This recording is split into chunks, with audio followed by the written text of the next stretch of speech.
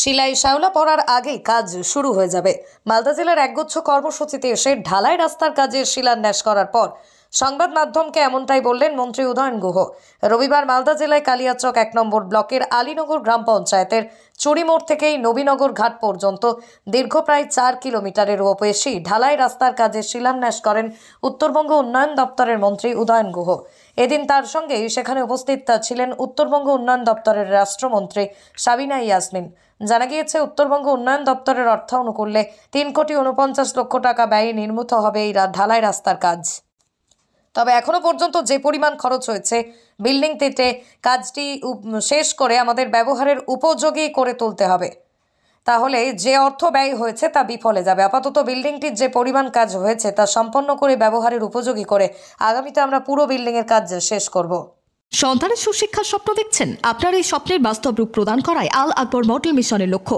আল আকবর model mission একটি আধুনিক আদর্শ আবাসিক শিক্ষা প্রতিষ্ঠান। তাই সন্তানের ভবিষ্যৎ গঠনের স্বার্থে আজই যোগাযোগ করুন আল আকবর মডেল মিশনে, হাওয়ার গাড়ি, ঘুঘুমারি, কোচবিহার।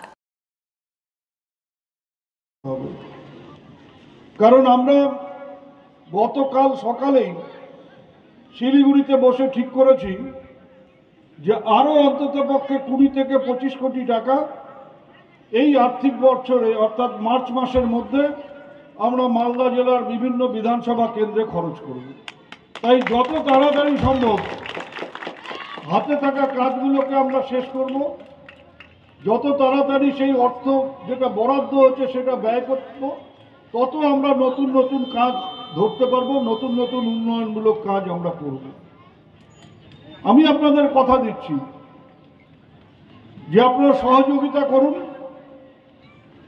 আপনার সাবিনার সাথে সহযোগিতা শুধু নয়, যারা এখানে এজেন্সিরা কাজ করবে তাদের সাথে সহযোগিতা করুন, দ্রুত কাজগুলোকে শেষ করুন।